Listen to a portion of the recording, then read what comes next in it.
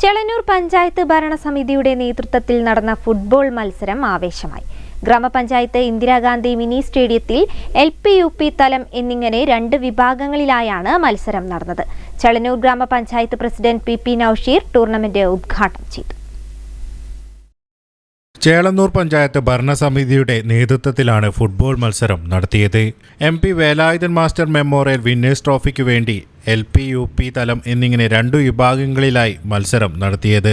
ഗ്രാമപഞ്ചായത്ത് ഇന്ദിരാഗാന്ധി മിനി സ്റ്റേഡിയത്തിൽ വെച്ച് നടന്ന ടൂർണമെന്റ് ചേളന്നൂർ ഗ്രാമപഞ്ചായത്ത് പ്രസിഡന്റ് PP നൌഷീർ ഉദ്ഘാടനം ചെയ്തു. LP വിഭാഗത്തിൽ പാലത്ത് LP സ്കൂൾ ജേതാക്കളായപ്പോൾ ഇച്ചന്നൂർ AUP സ്കൂൾ റണ്ണേഴ്സായി. UP വിഭാഗത്തിൽ ജനത AUP സ്കൂൾ ജേതാക്കളായി.